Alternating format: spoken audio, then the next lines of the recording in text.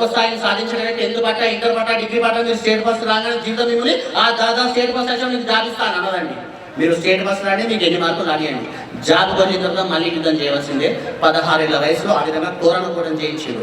కేవలం 16 ఏళ్ల వయసు. మన 16 ఏళ్ల వయసు పిల్లలు ఏం చేస్తారు ఆలోచించండి. ఏం చెయ్యాలి, ఏం చేస్తుంది, ఇది ఒక్కసారి ఆలోచించండి. ఇది ఆలోచిస్తే శివాజీ కథ ఎందుకు నేర్చుకోవాలి, రాముడు కథ ఎందుకు నేర్చుకోమంటాం మనం? రామో విగ్రహం ధర్మం అటువంటి రాజులు 10,000 మంది ఉన్నారు భారతదేశంలో.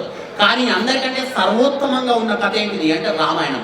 అడుగు తీసి అడుగు వేస్తే రాముడు ధర్మాన్ని చూసిండు. తెల్లారు లేస్తే రాజ్యం ఇస్తా అన్నాడు తండ్రి, తెల్లారు లేచిన అడవిలకు అన్నాడు. రాజ్యం ఇచ్చిన కరెక్టా, అడవులకు కూడా కరెక్టా అని అడగలేదు రాముడు.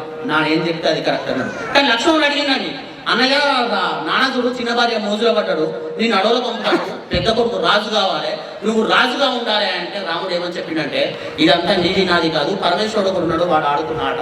అవునా, తండ్రి ఏం చెప్పిండో అది ధర్మం కావాలి. అవునా, రాజ్యం కావాలన్నా లేకపోతే అడవుల పోవాలన్నా ఇది కాదు, తండ్రి ఏది చెప్తే అది మాత్రమే ధర్మం అన్నాడు. తను నడిచి చూపించిండండి. ఒకవేళ ఆ రోజు కూర్చుంటుంటే రాజారాముడు అయిపోడు. అడవులకు పోయిండు కాబట్టి మర్యాద పురుషోత్తమ భగవాన్ శ్రీరాముడు అయ్యాడు. కష్టపడకుండా గొప్పవారు ఎవరు కాలేదు. కృష్ణుడు కష్టపడ్డాడు, రాముడు కష్టపడ్డాడు, ఛత్రపతి శివాజీ కష్టపడ్డాడు. ఈ రోజు మీరు ఎవరైనా గొప్పవాళ్ళని చూడండి, కష్టపడ్డ వాళ్ళే గొప్పలైన. రాత్రి వెడికే పగలు ఆనందాన్ని ఇస్తుంది, ఎండ వెడికే వాన ఆనందాన్ని ఇస్తుంది. కష్టపడితేనే మనిషికి విలువ తెలుస్తుంది. ఈ రోజు మన పిల్లల్లో కష్టపడే అవకాశం మనం ఇస్తున్నామా? ఇవ్వట్లేదు. కష్టపడకపోతే 25 ఏళ్ళు, మొదటి 25 ఏళ్ళు ఎవరు కష్టపడతారో తర్వాత 50 ఏళ్ళు అతను సుఖపడతారు. మొదటి 25 ఏళ్ళు తల్లిదండ్రులు ఎవరు సుఖపడతారో తర్వాత వాళ్ళు కష్టపడతారండి. ఇది తప్పని మీరు బయలుదేరుకోలేరు, నాటుకోలేరు. మీ దగ్గర చూడండి, అంతకు మించి మనకు అవసరం లేదు. దీని